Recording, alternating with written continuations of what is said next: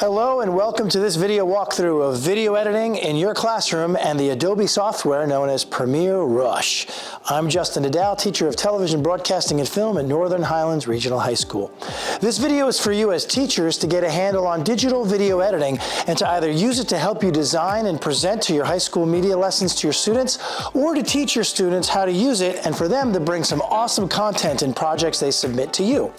As a video production teacher, I can tell you that it is far more exhilarating to watch what students have created based on their knowledge than to sit and read pages upon pages submitted. If that's what you're looking for, then stay tuned for a video editing in a rush.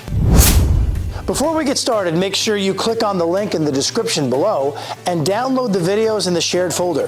Place them on your desktop in a folder called Adobe Rush Clips. You can hit pause now on this video until you have set this up. Okay, first off, why use Adobe Rush? Well, Rush is the little brother to Premiere Pro. The great thing is that it does a great deal of what Premiere can do, but it does it with a lot less to look at. Right off the bat, most students are stressed about the interface in Premiere. Rush throws this right out the window and makes it much easier to look at and to use.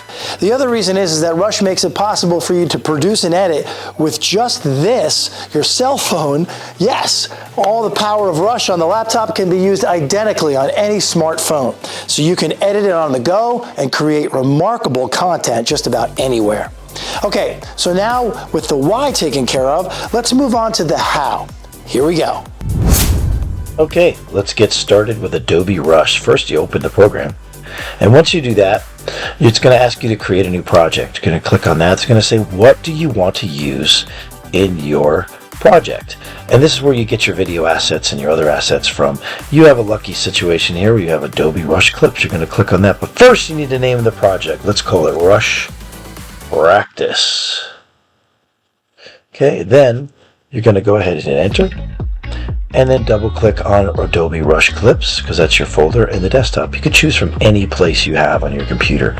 So the first two we're going to do is you're going to pick the clips you want in your timeline. The clips we want in our timeline first are going to be JNS Jump and Multicam 2. I'm going to try those two. Hit create. Now it's going to put it in what's called a timeline. A timeline is beginning, middle, and end, basically telling your story, but with a video. And it's where you can add or remove clips, click on things and highlight them and choose what you want to do with them. This one has audio, this one does not. The first thing I'm going to show you in the timeline is the first tool is called the trim tool. The trim tool is a little yellow bracket that hovers over the ends of all your clips no matter where you go. If you click on it and drag it to where the arrow is, it's going to trim down the video that you have selected, which is this one. And it's going to justify and move everything over to the left so that everything starts in the right place. So right now, I'm actually taking this and I'm removing it in a trim situation, and I'm going to take this blue thing called the playhead, wherever this line is, and I'm going to show you that now I've gotten rid of a majority of that video. I can add it back very simply by clicking and dragging, and going back here and clicking and dragging outward, and it'll add it right back from the beginning. Okay, and then if I want to scroll over, I can just take this bottom scroll bar and move it over, and let's make sure that I got everything. I do have everything here. Okay, great. Next, you want to learn a couple of the tools. The first thing I'm going to show you is the slice tool. Now, say I wanted to just get it right where this bike just falls on the ground. Boom. I want to cut right from there. So I just put the playhead in that position. I tell I want to slice it. I click on the snips, and I now have an option to slice it. I'm going to take this here and move it over a little bit to where, let's say, where the high five is just about to happen. Okay, and now what I've done is I've cut a piece of video, and now I've trimmed it so that where I have the option of where that's going to be. So I have two different shots now, two different scenes within the same clip, which is kind of cool. All right. You can use this also to isolate for audio, which I will show you a little bit later. Okay, next thing is we want to go over here to this row of tools. This is the bulk of the tools and things you're going to be using to really make this video pop. The first thing is, obviously, is text. Text is very simple. We're just going to put words on the screen. If I hit add graphic, it's going to give me all the different options we have to add graphics, overlay, transitions, and other things. These transitions are really cool. We'll get into that a little bit later. Transition is something that you can also access from another tool here. Let's just do a simple title. I'm going to click title. I'm going to drag it down here to where I want to drop it. And you can see I can move it anywhere on the timeline above where the video is. And it allows me to lay it on top. I can just see it right here. It comes in. If I hit the space bar, move the playhead with the space bar, it shows up as title. To change the title, I simply come up here, I double click on it, and I type in whatever I would like, hit enter. Well, actually, I'm going to go ahead. It already doesn't need to hit enter. I just click off of it. And there it is. So now when I press play, it'll drop in Bike Race. That's a simple one. It's a cut. If I click on Bike Race in the timeline and I hit backspace, if I hit click on it and I hit delete on my keyboard, it'll make it go away. Let's make one that moves and does something kind of cool. Let's do here an overlay, right? Or I can go up to title, I can click on more, and I can get some other cool ones. Let's do this one. If I come up here and drag this one over and drop it, this one is an animated title, which now makes it really easy for me to do really cool graphics without having to do anything but just drag and drop. And on this, I can do a lot of cool things. So if I click on the box itself, it'll tell me what the shape is, and then I go in and change the shape color, the shape outline. These are the different words that I have written in here. I can go ahead here and change all those. I can even change the text color and do all that. If I want to change the words, I just say Bike Race Winner, and then I put in on the bottom here, I can just double click this and say no losers allowed. It says that all together, and it will then animate those text, that text, and that video just as if I had grabbed it before. It will then take it in and then take it out the same way. So all those options are available to you in the graphics. When you click on it, it pops up. If you open the graphics window, it'll give you all of these options, line spacing, all these different things, the shape you can change, all these different things you have the options to do. So we're going to leave that there. We're going to get rid of the graphics tab, close this off, and then we're going to go ahead into the transitions, the effects. Effects gives us a bunch of things. First, we're going to hit transitions. Now, transition is basically when you're going from one video to the next, and you want to do something that's different than just, as you can see here, a cut from one to the next. I want to drop something in there. I just either click on it when I have the playhead nearby where the cut is going to happen, and if I'm in my timeline here, I'll click on it. If I press the plus button, I can zoom in on wherever it is I'm working on so I can see it a little bit better. So let's do a thing here called the dissolve. It's very simple. If I click on that dissolve, it's now going to dissolve from one clip to the next very gently and very carefully.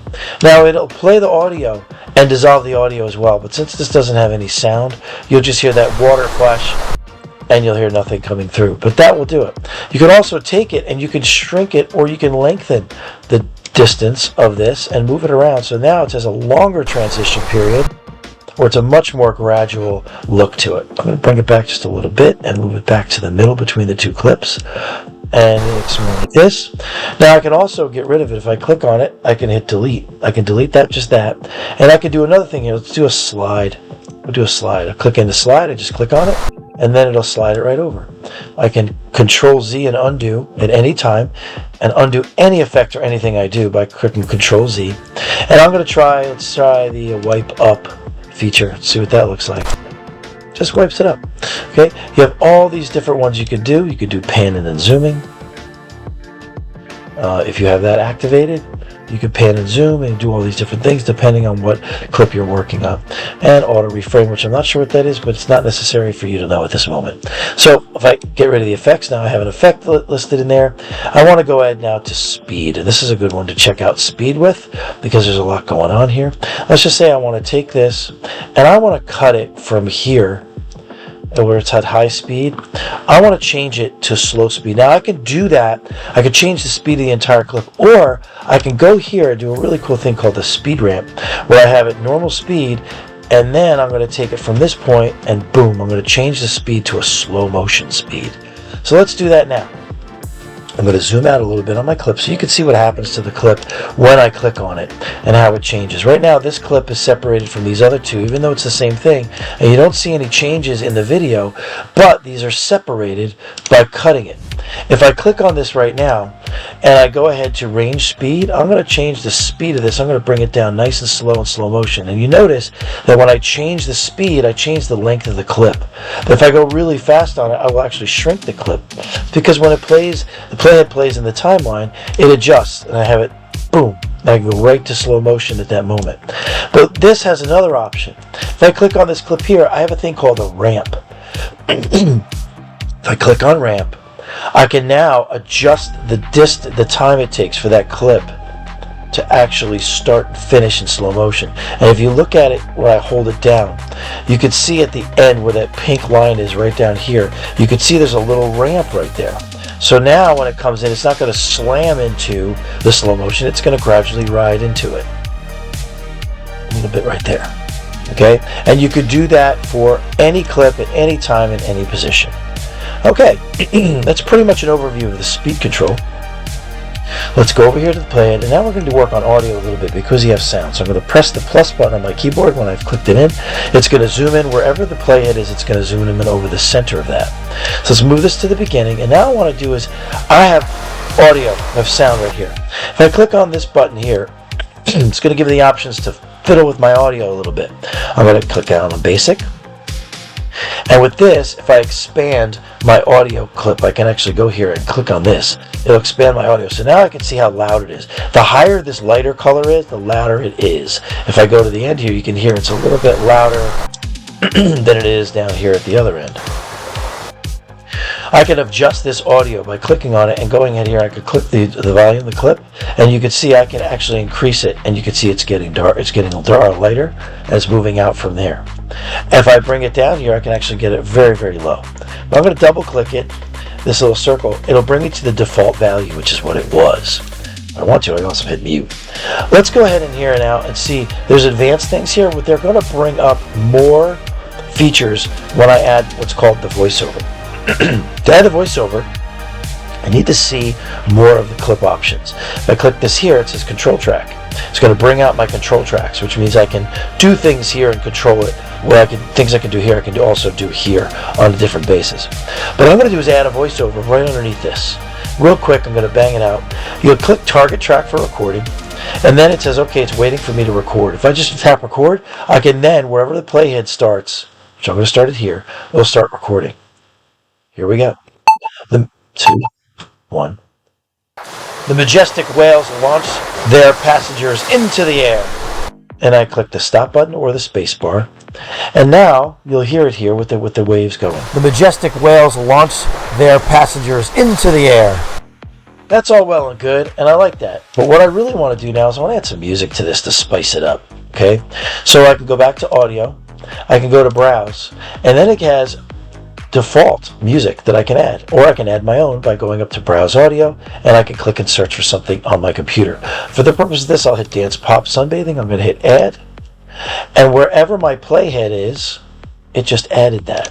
So let's find out where the playhead was. Oh, it was all the way over here. Well, I want to move that music so that it comes in at the beginning. So I'm going to do that. Just click and drag it. Now you can hear we have a problem.